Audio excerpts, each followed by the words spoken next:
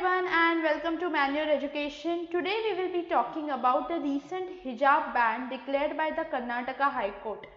क्या है ये हिजाब बैन, ये क्यों हुआ है, कैसे हुआ है और इसकी शुरुआत कैसे हुई?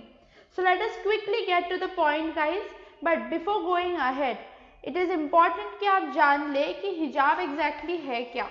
देखो, this is what a hijab looks like. Okay, it is different from a niqab और burqa. Hijab is simply a head scarf. Okay, तो देखते हैं exactly हुआ क्या है. एक complete timeline समझ लेते हैं guys. बात शुरू हुई कर्नाटका स्टेट की उडुपी डिस्ट्रिक्ट के एक गवर्नमेंट कॉलेज में, जहां यूनिफॉर्म कंपलसरी है. अब जनवरी में 6 female students were stopped from entering classroom with hijab as it contravened the dress code, क्योंकि वो ड्रेस कोड के खिलाफ था. अभी ये स्टूडेंट्स का मानना ये है, स्टूडेंट्स की बात अगर हम माने तो उन्होंने कहा कि ये एक सडन बैन था, क्योंकि स्कूल अथॉरिटीज ने पहले तो ये बैन लगाया नहीं था. बट स्कूल अथॉरिटीज की माने तो ये बैन हमेशा से था. यूनिफॉर्म के बारे में स्ट्रिक्टनेस वहाँ पे हमेशा से थी. एंड उनका कहना ये है कि उन्होंने स्टूडेंट्स को कैंपस में हिजाब अलाउ किया था, सिर्फ क्लासरूम में हिजाब अलाउ नहीं किया था. अभी इससे क्या हुआ? Moving ahead, it resulted in outrage and all the students began revolting for their rights to wear hijab. ये हो ही रहा था कि उसके रिस्पॉन्स में अनदर सेक्शन ऑफ स्टूडेंट्स ने उसके अपोजिशन में रिवॉल्ट किया. बात आगे हो ही रहा था कि अनदर सेक्शन ऑफ स्टूडेंट्स ने उसके अपोजिशन में रिवॉल्ट किया. सो ये स्टूडेंट्स जो थे ये क्लासरूम छोड़ के बाहर मोर्चा लगा रहे थे, प्रोटेस्ट कर रहे थे, डेमोन्स्ट्रेशंस कर रहे थे, because they wanted to wear हिजाब. उनके अपोजिशन में दूसरे स्टूडेंट्स ने कॉन्ट्रा डेमोन्स्ट्रेशंस किए and they started wearing saffron shawls etcetera because they wanted to ban हिजाब. अभी ये जो बात है ये बात बहुत आगे तक गई. स्कूल बंद रखने पड़े, बच्चों की क्लासेस मिस हो रहे थे, और तो और पॉलिटिकल पार्टीज ने भी इस इशू का फायदा लेना चाहा. Political party started using this issue for their own benefit. Finally ये बात गई कोर्ट में, where a group of female students sued the college for violating their fundamental right of education and religion. उसके बाद एक 3 जस्टिस बेंच बैठी of justice Ritu Awasthi, justice Krishna Dixit and justice JM Khazi, and उन्होंने एक जजमेंट दी which banned hijab. Okay, so देखिए court ने क्या ऑब्जर्व किया था. कोर्ट ने कहा कि it can hardly be argued that hijab being a matter of attire can be justifiably treated as fundamental to Islamic faith. It is not that the alleged practice of wearing hijab is not adhered to. Those not wearing hijab become the sinners. Islam does not lose glory or ceases to become a religion. इसका मतलब क्या है कि हिजाब is not essential. हिजाब नहीं पहनेंगे तो ना पहनने वाले पापी नहीं बन जाते, एंड हिजाब ये इस्लाम के लिए ज़रूरी है, ऐसा नहीं है, ऐसा कोर्ट ने कहा. उसके बाद क्या हुआ?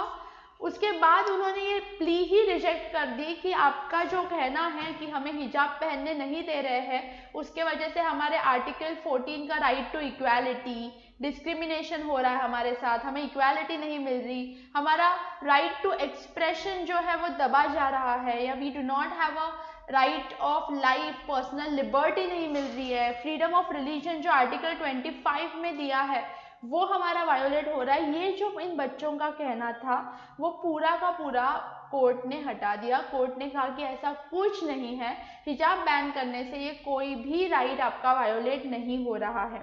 उन्होंने कहा कि there was sufficient material in the scriptures that wearing हिजाब इज ओनली रेकमेंडेटरी. रेकमेंड किया है, कंपलसरी नहीं है.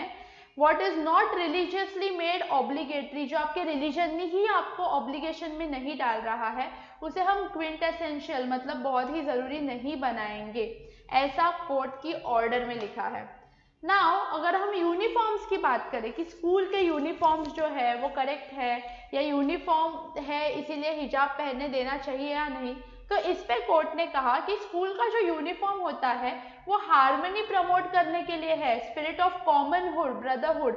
एक बच्चा दूसरे से अलग है ये आना ही नहीं चाहिए, सब सेम है, इसीलिए यूनिफॉर्म होता है, इसलिए हम ड्रेस कोड मैंडेटरी करते हैं. And that is why government के पास पावर है कि वो ऐसे कपड़े बैन करे जो कॉमनहुड प्रमोट नहीं करता या पीस डिस्टर्ब कर रहा है। कर्नाटका एडवोकेट जनरल प्रभुलिंग नवादगी ने कहा कि institutional discipline must prevail over individual choices, otherwise it will result in chaos. इसका मतलब क्या है कि आपकी जो इंस्टीट्यूशन है, वो चाहे स्कूल हो, कॉलेज हो या ऑफिस हो, वहाँ पे जो डिसिप्लिन होना चाहिए वो आपकी हर एक इंडिविजुअल की चॉइसेस के ऊपर होना चाहिए, वरना पूरी अफरा तफरी मच जाएगी। नाउ गवर्नमेंट हम पे रेस्ट्रिक्शन लगा सकता है क्या? क्या गवर्नमेंट ऐसे हिजाब बैन कर सकता है? तो उस पे कोर्ट का ये कहना था कि government, that is state government के पास पावर है कि वो यूनिफॉर्म के गाइडलाइंस प्रिस्क्राइब करे एंड वो आपके फंडामेंटल राइट्स पे रीजनेबल रेस्ट्रिक्शन लगा सकता है। गाइज, ये रीजनेबल वर्ड बहुत ही इंपॉर्टेंट है। एब्सोल्यूट रेस्ट्रिक्शन मतलब आपका पूरा फंडामेंटल राइट छीन लिया। रीजनेबल रेस्ट्रिक्शन मतलब वो रेस्ट्रिक्शन जो आप पे लगाया है इसलिए क्योंकि दूसरी कोई चीज उससे हो रही है। रीजनेबल रेस्ट्रिक्शन आपका राइट पूरी तरीके से छीन नहीं लेता, हाँ, लेकिन आप पे थोड़े से रेस्ट्रिक्शंस लग जाते हैं। अब ये रीजनेबिलिटी की टेस्ट कहाँ से आई? तो एसेंशियलिटी टेस्ट से हम रीजनेबलनेस डिसाइड करते हैं। तो ये जो पूरा का पूरी ऑर्डर थी हिजाब बैन की, it relied on essentiality test. Basically कि कोई भी रिलीजियस प्रैक्टिस जो है वो ऑब्लिगेटरी है भी या नहीं उस फेथ के अंडर, ये उन्होंने देखा।